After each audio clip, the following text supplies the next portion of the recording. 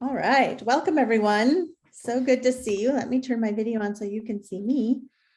Okay, it's wonderful to be here with all of you. My name is Megan, and I am one of the founders of Impact Launch and have been a practitioner of this work, Radical Transformational Leadership and the Leadership for Equity and Opportunity program for nearly probably a decade now with Dr. Monica Sharma, whom you'll meet momentarily. And we're just so honored to be here with all of you and working on launching the 4th Marin Leadership for Equity and Opportunity cohort. What an incredible journey it's been. And I'm sure that you all are here because you've heard from someone who's done the program and wanted to learn more about it. So we're going to just, in this brief time that we have together, provide a lot of information. We're recording this session so that you can come back to the information if you need to. We'll also be sending the slides out, so you'll have everything in a concise email as well from us after this session. You'll be hearing from some of our alumni of the program, and then you'll also be hearing from Monica herself about the foundational principles of this work. So again, welcome and thanks for joining us. Hello to alumni and other friends of this program that are here as well. So I'm going to start with just some basic information about the program. I'm going to share a slide here so that we can go over some of the basics, and then we'll be able to dive a little deeper. Okay, so firstly, and we'll do the video in just a second, Ms. Shalene. So firstly, we just want to give a big shout out and thank you to the Marin Community Foundation, who years ago participated in this program, specifically Barbara Clifton-Zarate, and saw the opportunity and the possibility for what it could do if we brought it to Marin specifically. And she championed this work along with Jonathan and others within the organization to make it accessible and free to all Marin change makers. An incredible game-changing move that's still unprecedented in any other community. So thank you, Marin Community Foundation and the Buck Family Fund. We definitely share in your vision for what's possible in Marin and appreciate all the support you've provided for this program over the last 4 cohorts. So we're going to share a video, and I'll stop sharing my screen here so Micheline can share hers. And this is a number of Marin-based alumni sharing about the program and their experience. So we'll share this with you, and then I'll share a little bit more about the program itself. I'll hand it over to you, Micheline.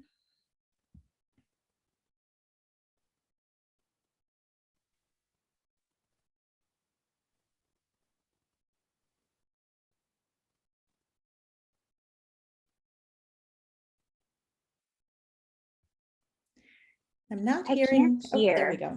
Yeah, not hearing sound yet.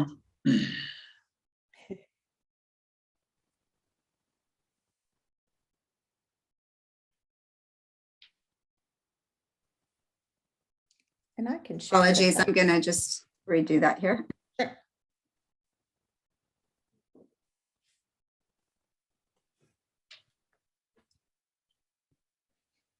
Working on equity together to create a common language, set of values, and tools for systems change so that individuals, organizations, and communities can create the results we truly want to see.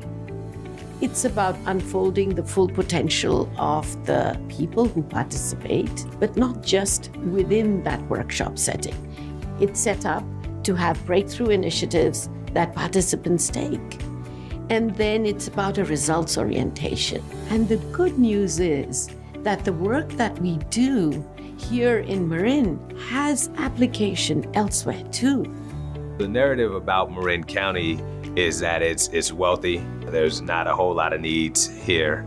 But what we know is that there are thousands of people that are technically homeless. And so part of what we want to do is create the complete narrative around who Marin County is as it relates to these issues, and then develop the plan and the strategies for what is we're going to do about it. We're supporting this work because it is what we're all about, which is creating equity of opportunity for everybody here in the county of Marin. The work of Community Action Marin is to provide pathways to self-sufficiency for low-income residents in Marin County. What drew me to the Leadership, Equity, and Opportunity training was an opportunity really not just for myself as an individual, but for my entire team. And I was motivated by a deep yearning as a new leader in the community to find ways to talk about the kinds of systemic shifts we wanted to make, and to provide an opportunity for us to have a shared language, to create a culture in the organization aligned around our mission to serve low-income people in our community, and to make a shift in collaboration with one another. I'm working on equitable educational opportunities for Marin City youth from ages kindergarten to 8th grade. I joined Leo because I knew that as being a leader for Bridge the Gap College Prep, there are additional tools that I needed to effectively lead and manage teachers, as well as to be an effective support system for not only the youth, but their families and the community as well. This is for people who want to make change. Change that's enduring, change that shifts the paradigm of us and them, change that's able to really unfold the greatest potential we have. I want to be back to my community, the things that I'm learning about how to build collaboration or partnership and how to use simple but very meaningful, mindful actions that will definitely support us to achieve equity. This workshop has really helped me see a broader picture of my role, just even as chief of police. It's given me, I think, the confidence and the permission to change things because it's the right thing to do, and to get the buy-in and people on board to be with me with the change. The manifestation of what's to come is what I'm extremely excited about. And the fact that this is a scalable program. So we did it once, we can do it again. And every single time we're getting a cohort of folks that are all speaking the same language and that have desire to make their community better. In a community that is highlighted for having great inequities, we're inspired by and committed to supporting the huge field of people working to change that narrative, to make Marin County a place where everyone can thrive.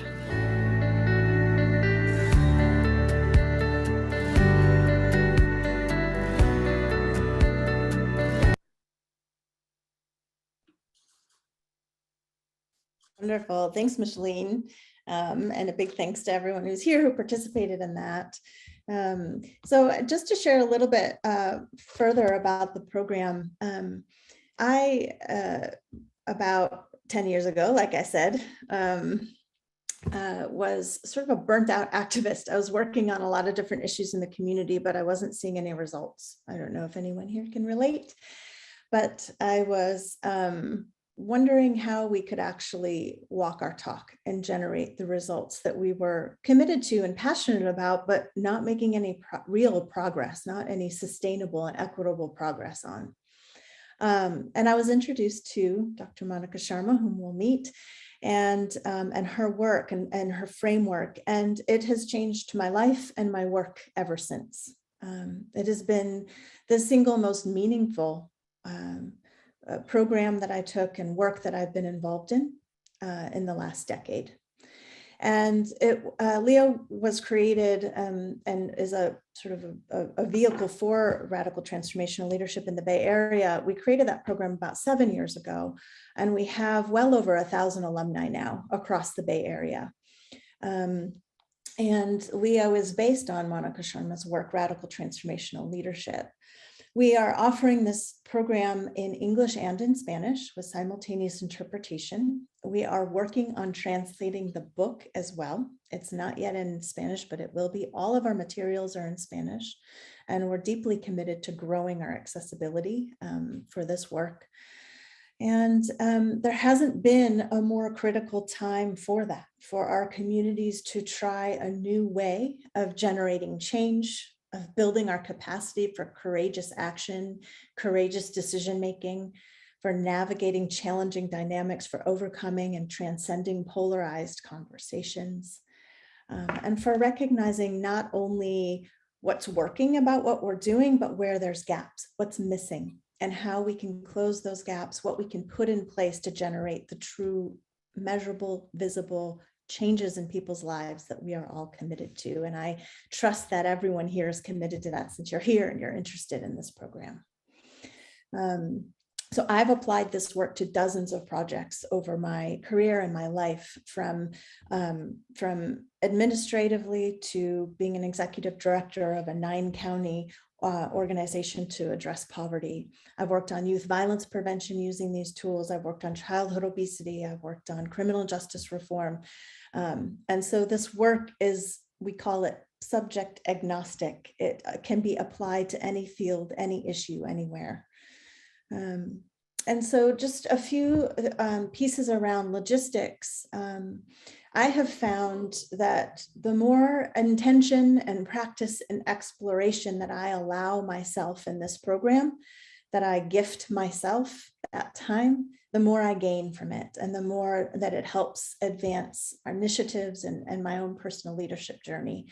And so this program is comprised of 4 sessions. This time it will be virtual again, online, over the course of several months. And participation in all of those sessions is required. Each day, each minute builds on the previous. And so to fully be able to try these tools on, it really requires each being present and being fully present for each of those days. The program is also designed to be a learning and action program, meaning that we ask that everyone come in with a project, not a big global scale project, although that's great too. And we invite that, but it can be related to your day job, related to where you're, just start where you're already standing.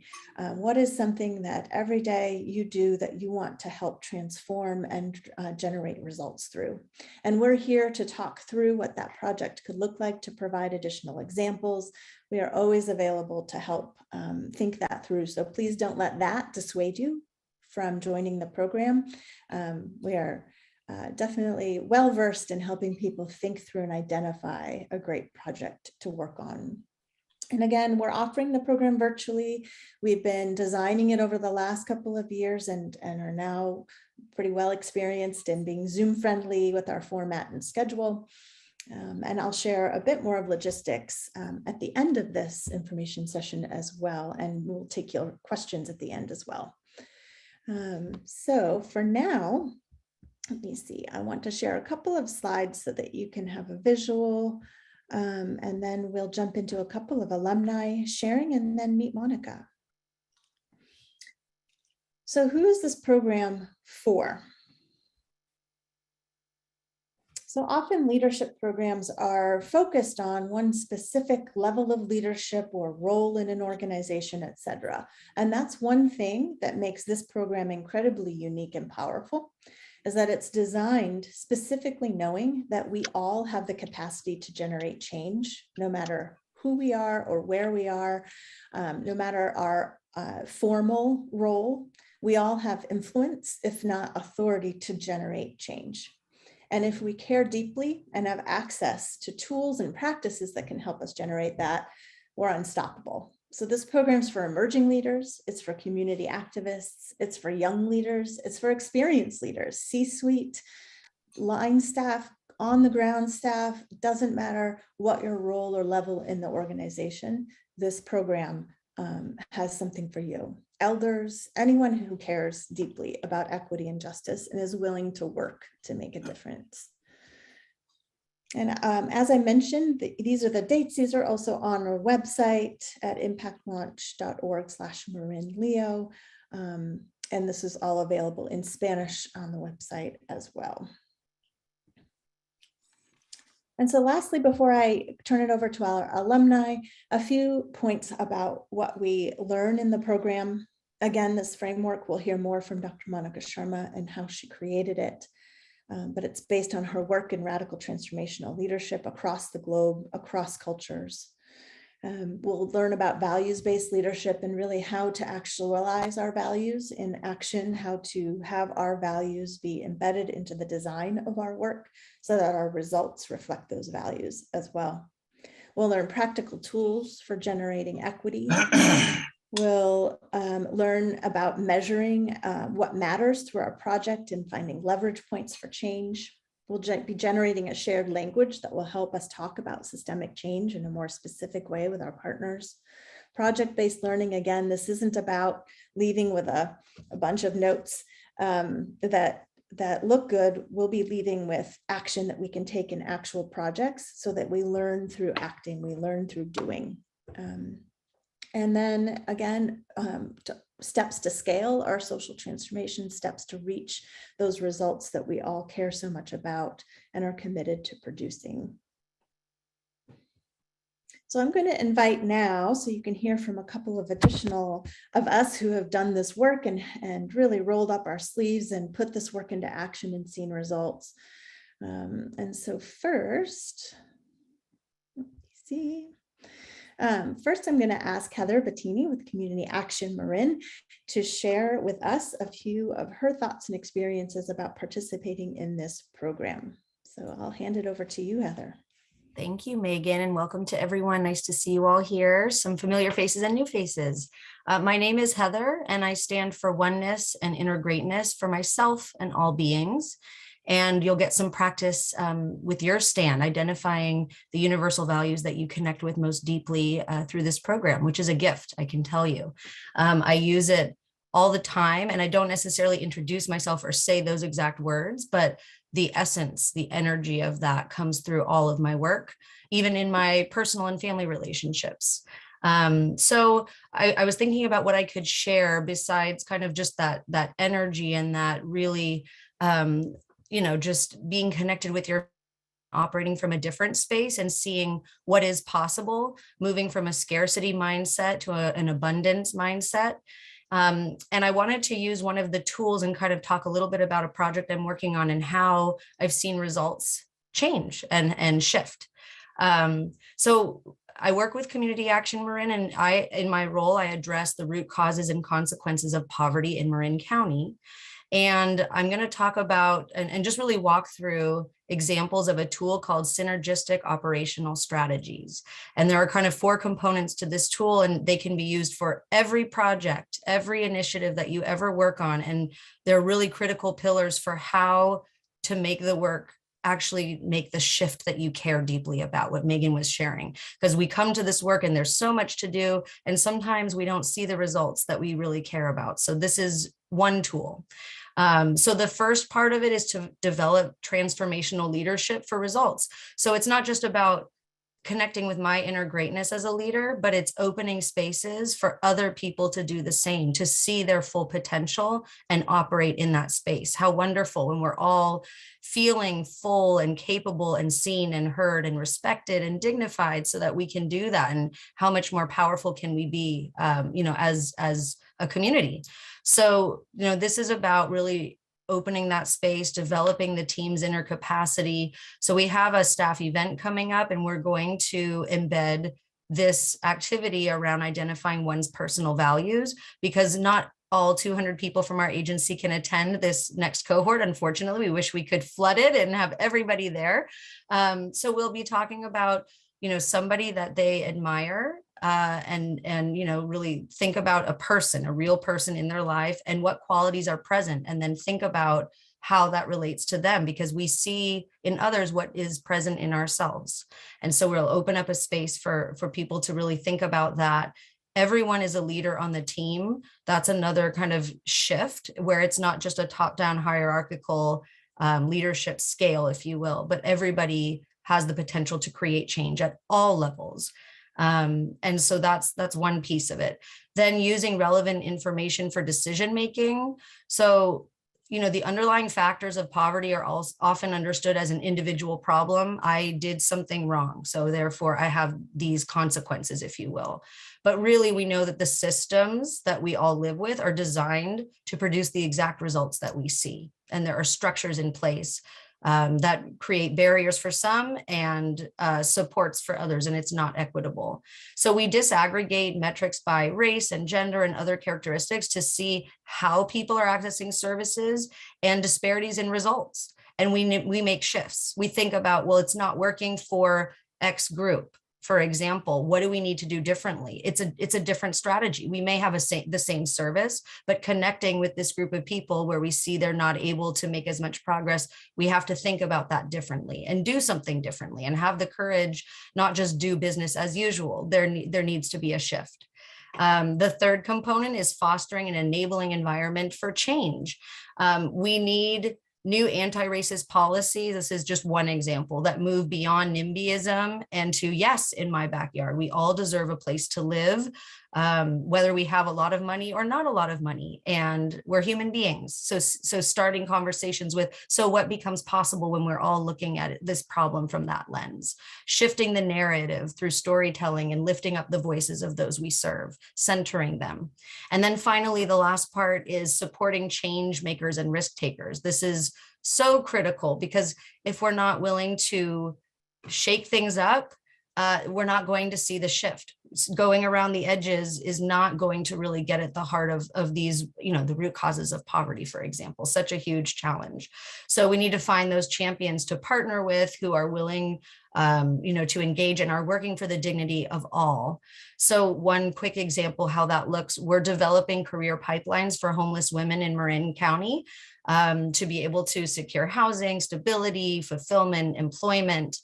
We need to work with employers who are willing to, and it's not just willing, who will be lucky to have these women as part of their workforce. So, thinking about how we work with the employers, you're not doing us a favor. You're actually getting a talented employee who's resilient and adaptive and is strong and has overcome obstacles in their own lives. So how to frame that and really build partnerships across sectors differently. So I think I've probably taken all of the time, but those are just some concrete examples of how I've applied the tools in my work. And it truly is transformational. I think I've participated 4 times at least in Leo. So I will be a practitioner coach and, am on this lifelong journey to continue to learn and grow and deepen this work for myself and for all. Thank you.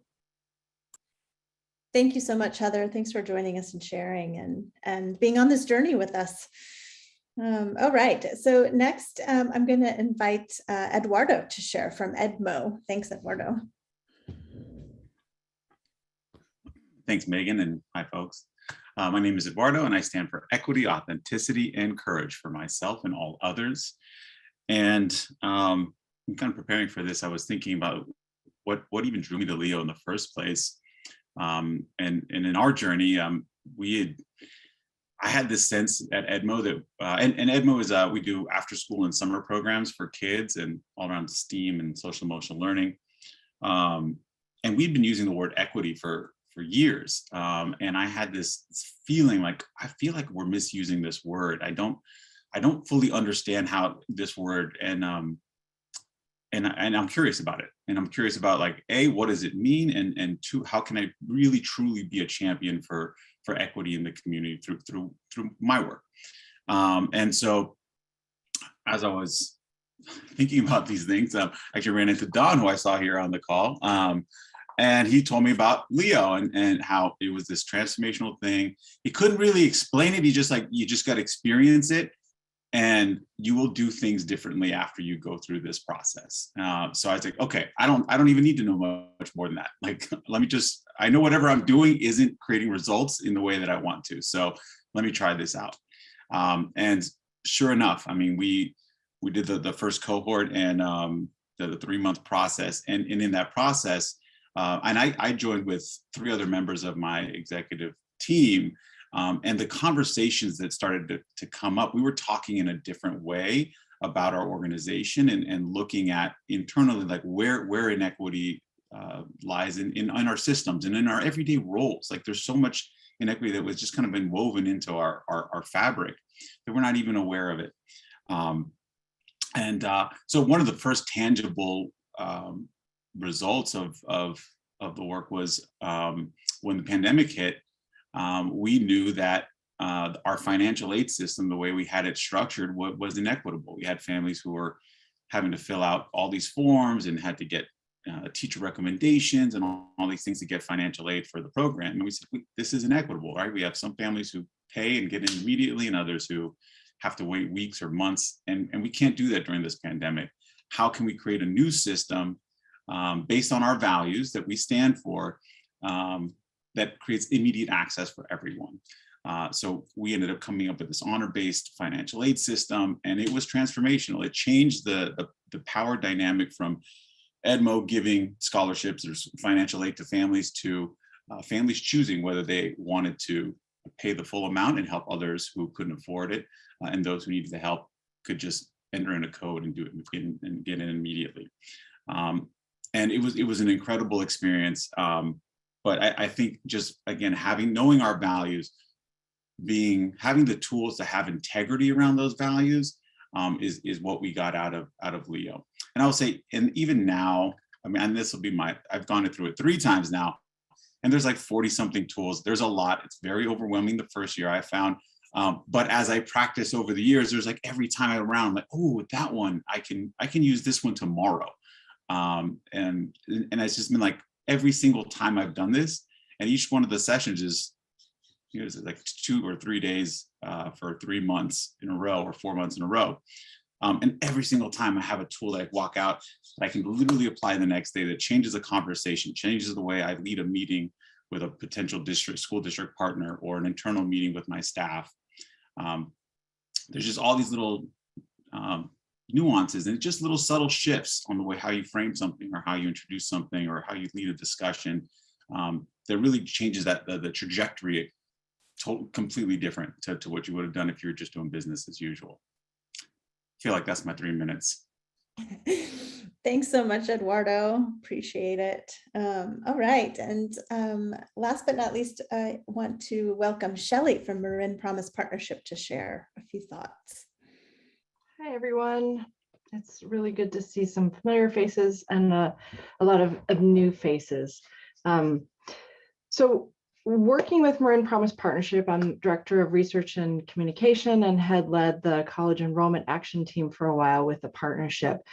So as a partnership of over 100 organizations, many of you are part of the partnership, and watching the video, just seeing the involvement. One of the things that has been just, I think, transformational in our community in Marin County, and I'm so appreciative to Impact Launch and Monica and the Marin Community Foundation, is to have this critical mass of people in partnership and working together and sharing that common language. And I've really seen how it has made a difference in a lot of the partnership meetings, to know that there's that common foundation of values-based work that we're all doing together on equity, and that there are tools that as a backbone support person, we help set the agendas for the meetings and facilitate the meetings, and just knowing that we can have the courage to maybe push the envelope a little bit on the way that those meetings are structured, because there are a lot of people already in the room who have that shared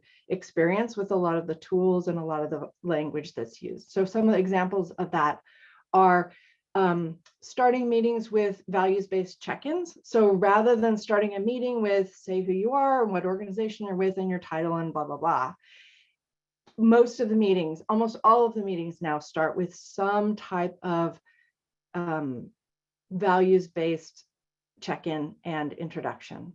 Lots of times I was noticing Heather saying, I don't always say it that way. And so sometimes we just say, what is one value that is resonating with you right now in your life that is bringing you and showing up in this meeting? So for people who haven't, which I forgot to do, my name is Shelley. My name is Shelley Hamilton, and I stand for integrity, courage, compassion, and justice for myself and all others. Remind myself of that.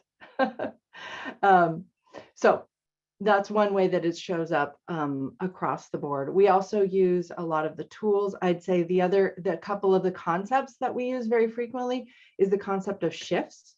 So rather than talking just about change in general, the specificity of using that shift framework of from to really helps move the conversation.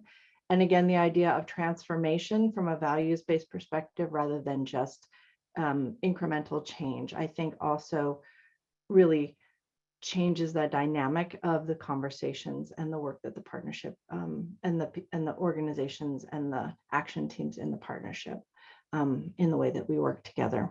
The couple of the other concepts that we have used in the past are the commitment behind the complaint. So one of the things that we look for and do a factor analysis, I think Heather talked a lot about that as well, the factor analysis of kind of digging below the surface around why are inequities held in place? What are the factors in play that are the barriers? And when we talk about those barriers, or we hear people bring up those barriers, looking for the commitment behind those complaints around those barriers to get to how might this change. And then the breakdown to breakthrough, the idea that when things break down, it's a moment to break through. So those are just some of the concepts that you'll learn more about in this training. And there are a lot more. And the specificity of the tools that, yes, you can walk out, pull them out and use them the next day are just incredibly, incredibly helpful. So really appreciate the commitment to making this a county-wide effort. I think that transformation in our county is huge. Thanks so much, Shelley. Thanks. All right. Thank you to all of our alumni who are here and those of you who shared. So much appreciation for being on this journey with us. So with no further ado, I want to introduce Monica Sharma, the founder of this work, the reason we're all here. She's a force of nature. And we've been in deep relationship around this work for, like I said, a decade. So a lot of love and respect for you, Monica. And so just to provide a brief introduction, Monica is trained as a physician and epidemiologist and has worked with the United Nations for well over 2 decades and continues to work in some ways with the UN. And she was the director of leadership and capacity development. And she created this framework recognizing globally that the major issues that we are facing, and in that context at that time, public health crises, HIV, AIDS, human trafficking, et cetera, were not just an issue that could be changed through policy or through traditional status quo actions, but they're actually a leadership crisis, and that we needed a new way of operating, of acting, of working together, of relating to the issues that we are trying to change to generate equity and sustainable change. So out of those very complex social issues and social situations, she generated an incredibly sophisticated yet simple to access framework for all of us to create social change through. She's worked with universities, management institutions, government, business, media, civil society organizations across the globe. She's been published and presented in over 250 articles and journals. And again, is the author of Radical Transformational Leadership, really the handbook for this work, and something that we'll use throughout this cohort if you choose to join us. So without further ado, I will hand it over to you, Monica, to share more about the foundation of this program. Thanks so much for, when you could be anywhere in the globe, choosing to support and be here and see the potential and possibility in Marin. Thank you, Megan. What you see in me is who you are, right? So you're like that force of nature. And so is Eduardo, and so is Heather, and so is Shelley. So this work is about each of us, manifesting our greatness. So let me thread what each of you have said, because you've said it all. But let me say it a tad differently. So there is a lot of conversation out there these days about the theory of change. And this work is about the theory and practice of change. And what the theory of change means is to have logic imbued in our work. What we do is we go beyond logic to mobilize ourselves from what we care deeply about. So my name is Monica. I care deeply about equity, dignity, and freedom. Freedom as mukti. For myself and others, freedom as liberation, not freedom to hate. So for me, that's what this work is about. And when you succeed, I mean, what happens locally is what's global today.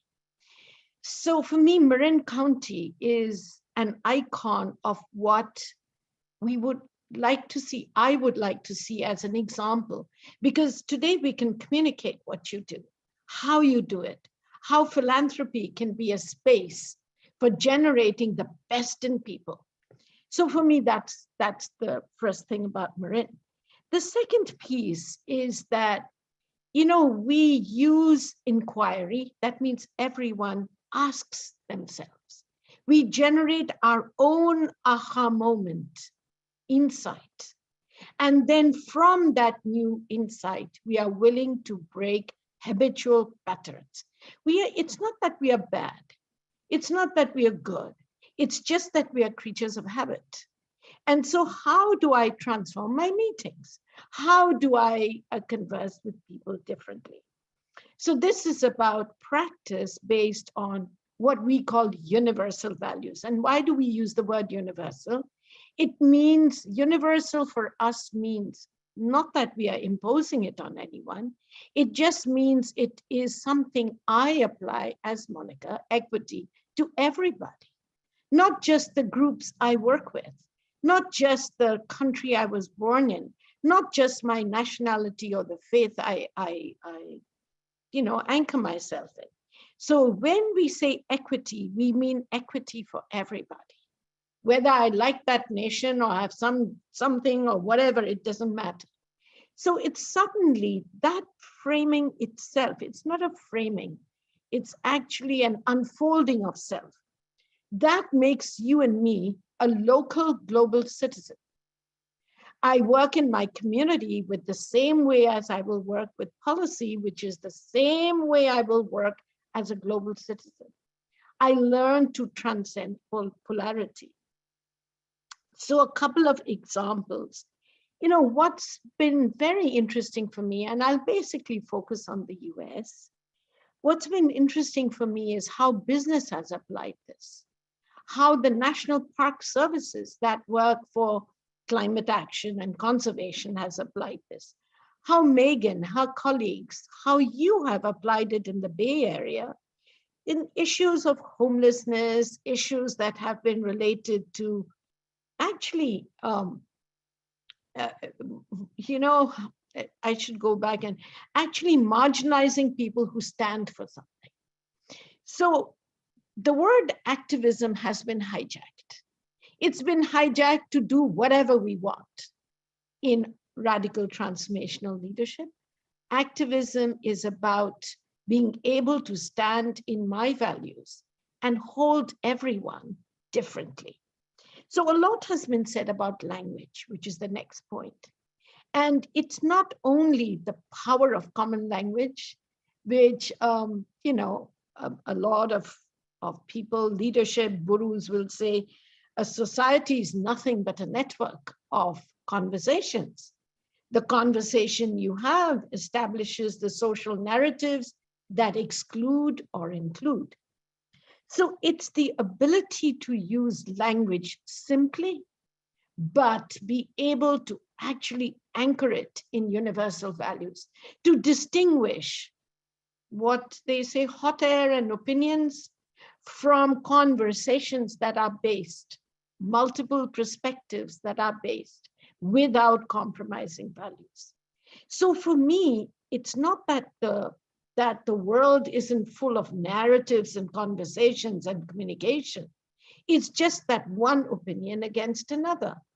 And just yesterday, just to illustrate what you said on language, it's not just the fact that there are people in Marin County who use similar language and know what you mean. What it is that, Shelley, you used that word, you said value-based language. So it's the ability to not react to the thousands of opinions and judgments that are placed on us. Because, now no matter what you do and what you say, somebody is going to call you some name. It doesn't matter which side. So to me, how do I learn to distinguish conversations and encourage the ones where I use language rigorously? And my sense is it works because actually everyone has in some way touched those 42 tools somewhere.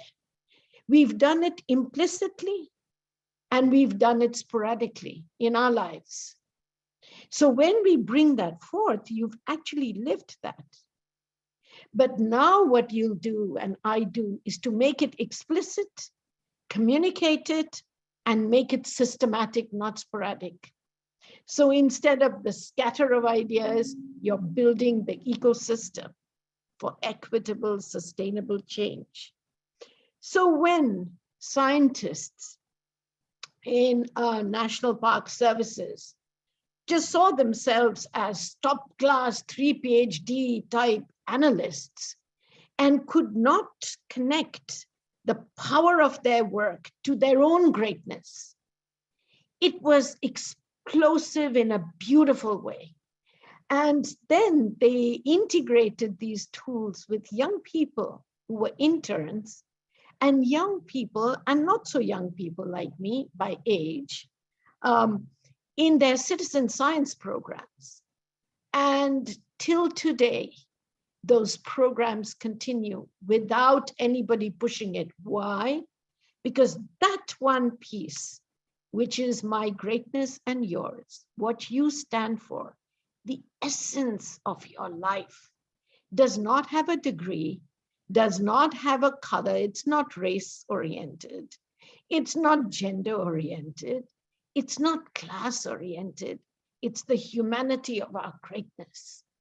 And when I touch that space, I'm unstoppable. And when you touch that space, you're unstoppable.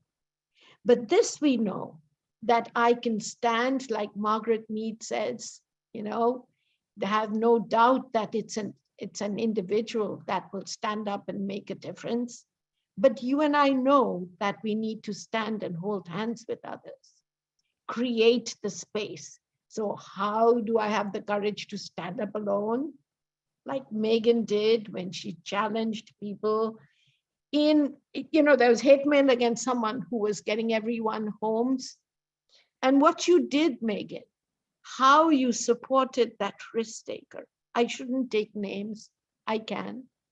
But, when everybody had hate mail, had personal mail on social media to diminish her work, you stood up and you not just challenged them, you were able to look at the commitment for action behind their complaint and say, isn't safety what we all want? Isn't that behind your thoughts? And my last point, polarization and our opinions. So you and I are currently living in very intense, polarized times. And we do not actually look at the underlying forces that we've been pretty quiet about. We, as in the royal we of everybody, I don't mean individuals here. For example, when Coca-Cola, that creates obesity, said it's about happiness, we didn't object really. We just said it was a marketing gimmick. But guess what young people then think? So we've allowed ourselves to normalize violence through our games that the kids play, the movies, the superheroes that always, like James Bond, in bed with a new woman every day, and then, snazzy car and a pistol in his hand kind of thing. And then we've cultivated that. And suddenly killing has become, never mind, let's not get there. So you and I are creating the counterculture, right? That's what you're doing. You're creating the counterculture. So today, when there's war in one country, there was a war in Vietnam, for example, our response to that must be, caring for people. But our response to that must also be, why do we make war profitable? So I'm going to be working with somebody where we are going to do enough research to make peace profitable. Why is war profitable? So to me, that it's vital that we are able to look at the underlying forces differently, and that we don't just gloss over it. So whether it's the weapons and the militarization, whether it's the fact that 4 major companies of the US own 50% of the world's seeds, that poverty is a structural defect. It's not an underlying cause. When will research and academics transform the metrics and look at the metrics for systems change? And so for me, it's wonderful, the points you brought up, Shelley, what you said, Eduardo. How does equity become something I do something about, not just keep analyzing, not just keep pointing fingers, but I do something. Or like what Heather said, how do I learn to put the tools together? And so I think what you're going to be doing locally to address power dynamics that are fragmenting our Mother Earth and her resources for us, how we can not only work on anti-racism, but on the full potential of everybody, irrespective of race, because it's both and we learn those tools. I think that truly, Marin, so please enroll people. This is not a go it alone space. Please, if you found it useful, go ahead and enroll others, because this greatness exists. And, you know, out of 100 people, we are at different stages of our journey, and enroll them into manifesting what they really want to do for Marin and then for the world. Because, you know, scale is not having a large project. Scale is the strategic thinking of a template that you can take to scale. And that's what the conscious full spectrum response model is. That's the foundation of scale. So guess what? It's sophisticated simplicity that everyone can participate in. And therefore, your work is global and it's at scale. So thank you, Megan. Thank you. And thank you, Eduardo, Heather, Shelley, and all of you who've you know, made a difference in your own way. Thank you, Monica. Thank you again for being with us and of course seeing the potential in Marin and beyond. Okay, so we want to invite folks' questions in our last few minutes here. You can put them in chat, or you could use the raise hand feature, and maybe Micheline can help me keep an eye on that. While we're waiting for some questions to come in, I'm just going to start with a few that are common that might be in the back of your head. So one question that comes up is, what if I don't have a project? What if I'm not at a global scale, or my project doesn't sound as big as these projects that have been talked about today? Reduce those background conversations, all that noise. We promise that there is a powerful project that you are already working on and that we can help distinguish and really focus in on. So it doesn't matter. Start where you're standing and reach out to us if you're not sure what project you want to work on. We will help you identify that. And the project is not about, it doesn't have to be sort of this game-changing, ending hunger or big issues. It can be, but the project is about our learning at first. It's about a vehicle for our learning. It's something that we can apply these tools to in real time, so that we are learning and embodying this work and seeing how it actually works, as Eduardo said, and Shelley and Heather bringing these tools out immediately the next day to see how they work. That's what this is all about, is not learning about it in the workshop, but actually going and then practicing and trying it on. So we can help with the project piece. Don't be dissuaded by that. And this is about individual projects. You can come as a team, but we still ask that each of you apply individually so that you're reflecting with your own insights and your own unique contributions as to how you're going to contribute to that project. And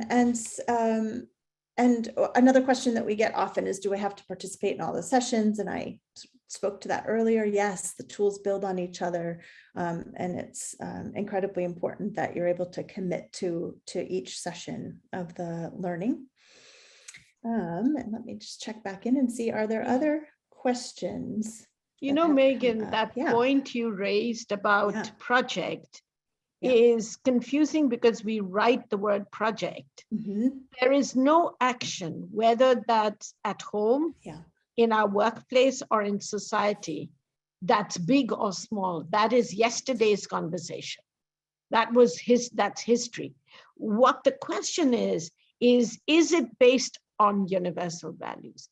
Is it changing a pattern in the home or in society? And it's not about big or small, it's about strategic. And once I'm strategic, I'm part of a global movement, even if I don't know who else is doing it this way. Yeah. You know? Thank So you I for think that was a very important point, Megan. Yeah, and thanks for that further focus on it's not about the size or the scale of the project, big or small, it's about how strategic is it. And if we have time, I'll give you about 10 examples, but we won't. We'll do that later. Coming soon. Yeah, Okay. thank you. I see a few other questions. I'll keep you on here, Monica. A few other questions in chat. So I understand this year will be virtual. Do you think this will continue into the future? We don't know. We know that a lot of people are able to access the program because it's online that wouldn't normally be able to drive and take the extra time. And we know that some people want it to be in person. So we'll be looking at hybrid options and other options moving forward, but this year it will be virtual. And how much does the program cost? If you're in Marin or have a project in Marin, it's free. Marin Community Foundation is making it free to make it fully accessible to everyone in Marin. It's a huge contribution. So if you are working, living in Marin, or have a project that works in Marin in some way, it's free to you. A question, I'm not from Marin County, can I still apply? If you have work that is being done in Marin, yes. And you can still apply. We keep a handful of slots open for those that are not from Marin, and we can talk more about what that might look like. So please reach out and we can talk about your individual circumstances more directly. Any other questions from folks about the program logistics, content, etc.? Okay. So I'm going to just share logistics slide one more time. Don says, my experience with Leo is that this requires your full commitment and presence in all the sessions, the breakouts, the homework, right? Yeah, this is really about diving in, trying it on for those 3 or 4 months together and practicing. And being see, Megan, present. It's not an intellectual course, you see. Right. It's like what you know, Eduardo said. How do you explain it? I mean, it's like reading a menu card and imagining you're tasting the meal, or reading a book on making love and imagine you're making love, right? But it requires that kind of, you know, full attention. What Don is saying, because it is about you. It's about the participant. It's not about, it's about my unfolding. And it's always about practice. We always talk about that. On that note, Nancy asked, is there a great deal of time that's involved outside of the course meetings? So that's all outlined on the website, but just really briefly, there is a once a week call with 2 other cohort mates that we call pods, and those are to help further the learning in between and support each other and notice our own growth and in our practice of the tools. And so that really keeps the material and the work alive between sessions so that we're practicing and have a space to land in and be accountable to that practice. So Megan, I'd like to add one thing there. Sure. See, this is based on peer learning, the insights that everybody generates. We say we want to listen to people. But how do we listen to each other deeply? How do we learn from our peers? If we are not going to learn from our peers now, how are we going to learn from community members later? So it's the intercession is not only about, and it's not about what I could not do. It's not a monitoring place. It's a place where I learn to share and where my peers notice my growth. It's very hard for us to notice our own growth in an authentic way. So it's set up for action peer learning. Mhm. Yes, and as Dawn said in the chat, it's experiential, learning by doing, applying, collaborating, listening deeply, as Monica said. Shelley said, one other way to think about a project is to frame it as a shift you're involved in implementing in your work or volunteer life in Marin. Yeah, so thanks for all these nuggets of wisdom from our alumni in chat as well. I know we're at time. I just want to provide a few final logistics, and then please feel free to reach out. I'm going to put our contact information up on the screen, and we are available. So Micheline, just maybe wave, Micheline is our incredible support on our support team for this program, and is behind the scenes with us, but and just invaluable to this program. And so you can contact myself if you've got project questions, want to talk that through. If you've got program content questions, want to know more about anything we talked about, please feel free to reach out. If you've got application or logistics questions, things like that, you can reach out to Micheline, but either of us are fine and we'll get you the answer one way or another. And the website's there, impactlaunch.org/MarinLeo. The application deadline is October 12th. All the materials and application content is available in Spanish on the website as well. You'll see that there. Just a word about registering for the program. It is an application process. It's not that we're selective, but if we have questions about the project not being fully outlined, or if it's a very brief application, we may reach out to you for more information to make sure it's the right fit. And that application also helps Monica and the team really tailor the program and the content to who's in the room and what your projects are focused on. So it's a really important piece of information for us. And we will fill the cohort at about 100 people. So so earlier applications is best. It's a rolling application process, but the deadline is October 12th officially. All right. So we will send this slide deck out, and that will have all of this information on it as well. Again, please feel free to reach out. I know this is a lot of information all at once, and we want to make sure that we get your individual answers to any additional questions that you might have. And I just want to finally thank Monica again for joining us, Stella and Micheline for supporting and providing interpretation. To our alumni, Heather, Shelley, and Eduardo for sharing. Will the recording of this be made available? Yes, we'll have this on the website and we'll send the link out as well. So if anyone wasn't able to attend today, they'll be able to watch this afterwards. We'll also be having this transcribed so that there's Spanish subtitles added to the recording video as well. All right. I know some folks might have to jump off. Any last thoughts, questions? Okay, wonderful. Well, thank you again, everyone, for joining us. We hope to see you on this journey. We launch in October, and so we've got a few months to answer any questions you may have, and we hope to hear from you soon. Thank you again, everyone. Aloha, mahalo.